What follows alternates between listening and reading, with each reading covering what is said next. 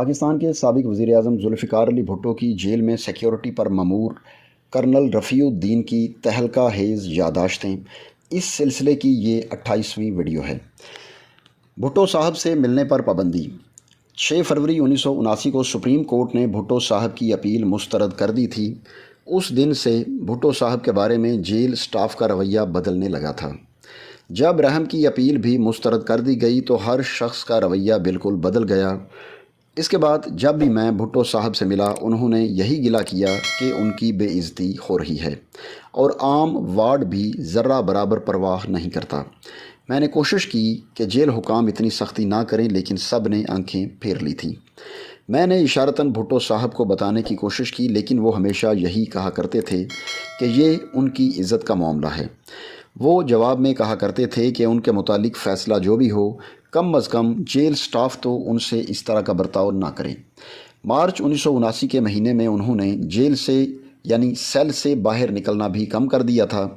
مارچ کے چوتھے ہفتے میں مجھے اور چودھری یار محمد کو SMLA نے اپنے صدر دفتر بلایا، جہاں سپرنٹینڈنٹ جیل نے انہیں علیحدگی میں بتایا کہ نامعلوم کرنل رفیع الدین صاحب کے ساتھ کیا باتیں کرتا رہتا ہے اور نہیں معلوم ان کے درمیان کیا کھچڑی پک رہی ہے، کیونکہ کرنل رات کئی گھنٹے ان کے سیل میں رہتا ہے اور عموماً بعد دوپہر بھی ان سے باہر صحن میں ملاقات کرتا ہے۔ SMLA نے مجھ سے پوچھا تو میں نے انہیں بتایا کہ بھٹو صاحب میری براہ راست نگرانی میں ہیں اور جب میں ان کے پاس ہوتا ہوں تو میں سمجھتا ہوں کہ یہ ذمہ داری بہت احسن طریقے سے پوری کی جا رہی ہے۔ دراصل SMLA صاحب کو میرے بھٹو صاحب کے ساتھ اتنا وقت گزارنے کی خبر ہی نہ تھی۔ انہوں نے مجھ سے کہا کہ کرنل رفیع، آپ کو کس نے حکم دیا کہ آپ بھٹو صاحب کے ساتھ ملا کریں؟ میں نے انہیں بتایا کہ گزشتہ SMLA یعنی بریگیڈیئر ممتاز ملک نے مجھے کہا کہ میں کبھی کبھار اندر جا کر بھٹو صاحب کو ضرور دیکھا کروں، اور اس دن سے میں بھٹو صاحب سے ہمیشہ ملتا رہا ہوں۔ وہ حیران ہو گئے۔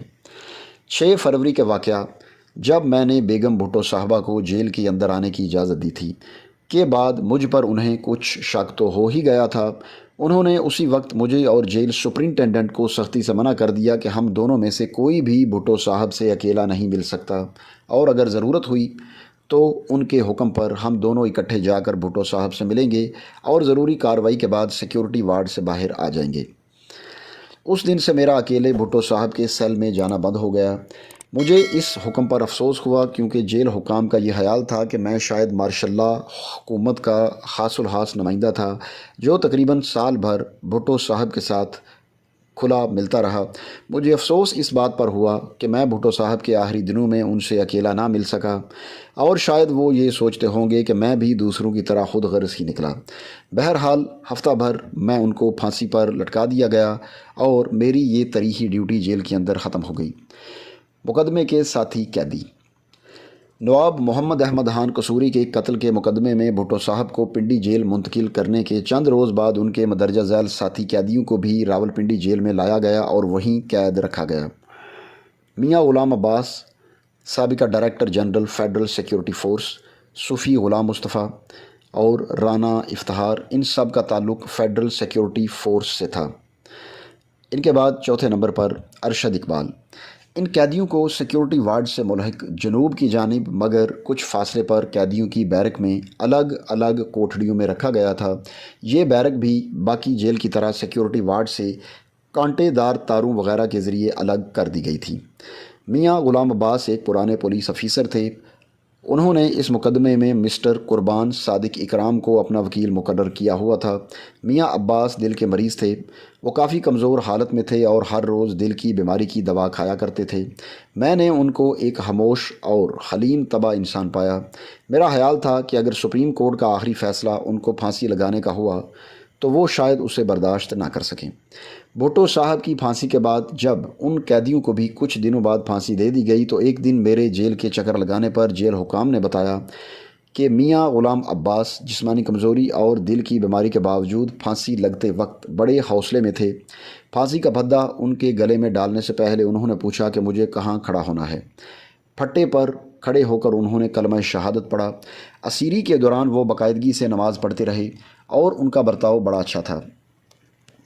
صوفی غلام مصطفیٰ اسپیشل سروس گروپ کے ایک جوان تھے۔ انہوں نے میرے ہوتے ہوئے چراٹ میں سروس کی تھی۔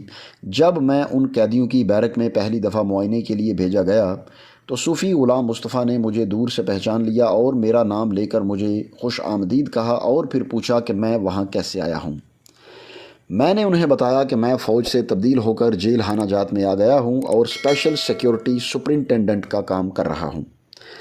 وہ اپنے انداز میں مسکرایا اور بولا، جناب، ایک SSG کا میجر جو آج کل لیفٹیننٹ کرنل ہونا چاہیے، جیل کے محکمہ میں اس پوسٹ پر۔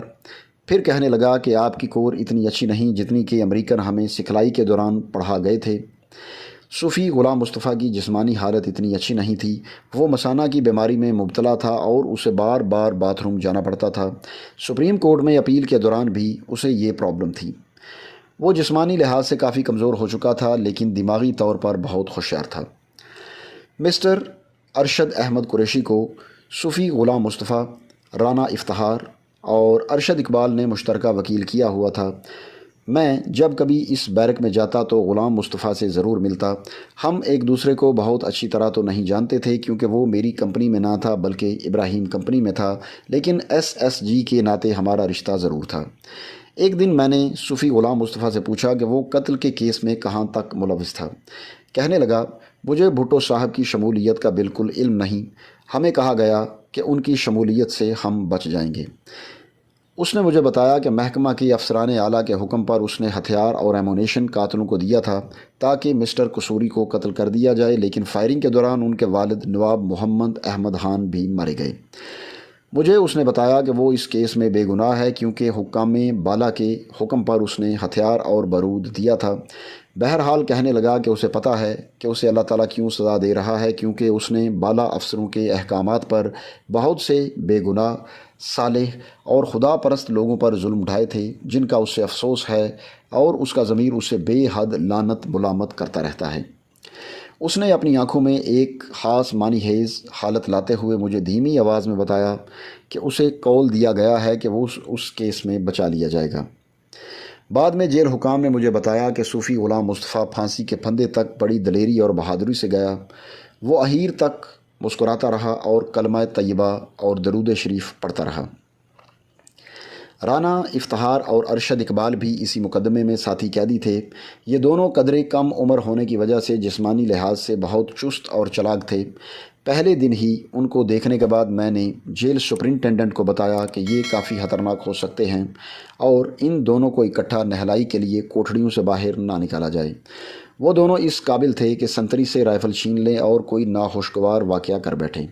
علاوہ ازیں وہ دونوں اس قدر چست اور پھرتیلے تھے کہ مل کر جیل کی دیوار کو، جس پر بعد میں کانٹے دار تار لگا دی گئی تھی، پھلانگ سکنے کے قابل تھے۔ اس دن سے ان قیدیوں کی نہلائی کے وقت اوپر والی پوسٹ پر ایک سنتری خاص ان پر نظر رکھنے کے لیے مقرر کر دیا گیا۔ چند ماہ بعد ان میں سے ایک اپنی التجا پر فیصل آباد جیل منتقل کر دیا گیا جہاں اسے پھانسی دے دی گئی۔